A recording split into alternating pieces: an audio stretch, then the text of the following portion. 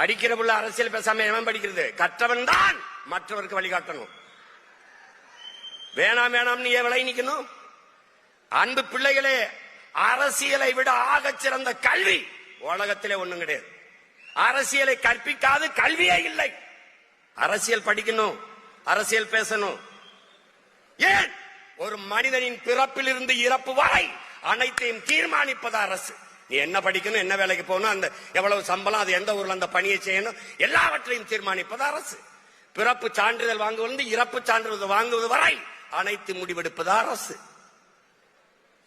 மின் கட்டணம் எவ்வளவு, அரிசி எவ்வளவு, பருப்பு விலை எவ்வளவு, எல்லாவற்றையும் நிர்வகிக்கிறது, முடிவெடுப்பது யார்? அரசு. அந்த அரசை தீர்மானிப்பது அரசியல். அறிவியல், புவியியல், வேதியியல், உயிரியல் போல அரசியல் ஒரு வாழ்வியல் என்பதை அன்பு தம்பிதங்கள் புரிந்து கொள்ளும். அப்ப எல்லாவற்றையும் தீர்மானிக்கிற அரசியலை நாம் தீர்மானிக்க வேண்டும். நாம் தீர்மானிக்கணும். அரசியல் வேண்டாம் என்று நீ விலகி நிற்கலாம், ஆனால் அரசியல் உன்னை விட்டு ஒருபோதும் விலகி நிற்காது என்கிறான் அரிஸ்டாட்டில். அரசியல் வேண்டாம் என்று நீ விலகி நின்றால் நீ யாரை வெறுக்கிறாயோ அவனுடைய ஆட்சியின் கீழே வாழ நேரிடும் பிளாட்டோ. அரசியல் என்ற எண்ணம் இல்லாதவன் மனிதனாக இருக்க முடியாதுங்கிறார் அண்ணல் காந்தியடிகள்.